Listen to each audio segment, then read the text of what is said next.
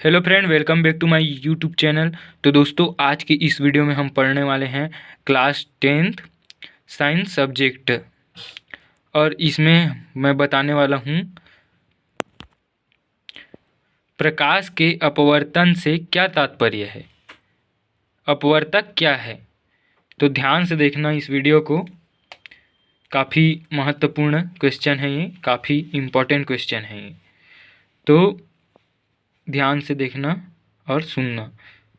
जब प्रकाश की किरणें एक पारदर्शक माध्यम से दूसरे पारदर्शक माध्यम में प्रवेश करती है तो वह अपने मार्ग से कुछ विचलित हो जाती है, विचलित होकर चलने लगती है। यह घटना ही प्रकाश का अपवर्तन कहलाती है। जब प्रकाश की किरणें एक पारदर्शक माध्यम से दूसरे पारदर्शक माध्यम में प्रवेश करती है तो वह अपने मार्ग से कुछ विचलित होकर चलने लगती है। यह घटना ही प्रकाश का अपवर्तन कहलाती है। अपवर्तन के नियम: आपतित किरण, अपवर्तित किरण तथा आपतन बिंदु पर अभिलंब तीनों एक ही तल में स्थित होते हैं। देखते हैं अपवर्तन के नियम। आपतित किरण, अपवर्तित किरण तथा आपतन बिंदु पर अभिलंब तीनों एक ही तल में स्थित होते हैं। अगला देखते हैं, किसी एक वर्णीय प्रकाश किरण के लिए किन्हीं दो माध्यमों में आपतन कोण की ज्या और अपवर्तन कोण की ज्या का निश्चित अनुपात होता है, जिसे अपवर्तनांक कहते हैं। किसी एक वर्णीय प्रकाश किरण के लिए किन्हीं दो माध्यमों में आपतन कोण की ज्या और अपवर्तन कोण की ज्या एक निश्चित अनुपात होता है, जिसे अपवर्तनांक कहते हैं। अगला प्रश्न देखते हैं, वास्तविक एवं आभासीय प्रतिबिंब में 3 अंतर बताइए। तो वास्तविक एवं आभासीय प्रतिबिंब के प्रमुख अंतर निम्न हैं। इसे खंड बना लेना है, एक तरफ लिखना है वास्तविक प्रतिबिंब, एक तरफ आभासी प्रतिबिंब। वास्तविक प्रतिबिंब सदैव उल्टा बनता है, आभासी प्रतिबिंब सदैव सीधा बनता है। दूसरा, इसे पर्दे पर प्राप्त किया जा सकता है, इसे पर्दे पर प्राप्त नहीं किया जा सकता। इससे होकर प्रकाश किरणें जाती है, इससे होकर प्रकाश किरणें आती हुई प्रतीत होती है। पुनः बता दूं, वास्तविक प्रतिबिंब सदैव उल्टा बनता है, आभासी प्रतिबिंब सदैव सीधा बनता है। इसे पर्दे पर प्राप्त किया जा सकता है, इसे पर्दे पर प्राप्त नहीं किया जा सकता।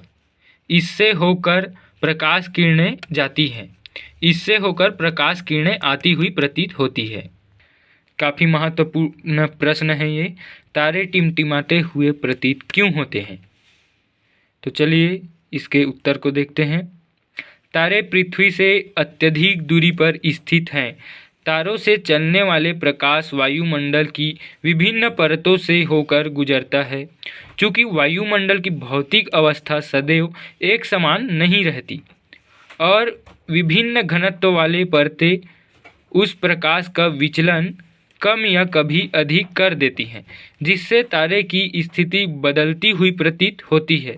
इसी कारण से तारे टिमटिमाते हुए प्रतीत होते हैं। पुनः देखें, तारे पृथ्वी से अत्यधिक दूरी पर स्थित हैं। तारों से चलने वाले प्रकाश वायुमंडल की विभिन्न परतों से होकर गुजरता है।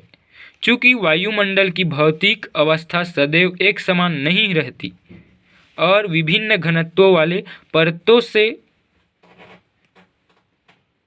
से प्रकाश का विचलन कभी कम या कभी अधिक होता है, जिससे तारे की स्थिति बदलती हुई प्रतीत होती है। इसी कारण हमें तारे टिमटिमाते हुए प्रतीत होते हैं। अगला प्रश्न, आप समतल, अवतल तथा उत्तल दर्पण की पहचान स्पर्श करके व प्रतिबिंब देखकर किस प्रकार कर सकते हैं? तो देखते हैं, समतल, अवतल तथा उत्तल दर्पण की पहचान। पहला, स्पर्श करके। जब हम किसी दर्पण को स्पर्श करते हैं तो बीच का भाग उभरा हुआ होता है, वह उत्तल दर्पण है। तथा अंदर का भाग धंसा हुआ होता है तो वह अवतल दर्पण है, तथा समतल होता है तो वह समतल दर्पण है। जब हम किसी दर्पण को स्पर्श करते हैं तो बीच का भाग उभरा हुआ है तो वह उत्तल दर्पण है, तथा अंदर का भाग धंसा हुआ है तो वह अवतल दर्पण है, तथा समतल है तो वह समतल दर्पण है। दूसरा देखते हैं प्रतिबिंब देखकर।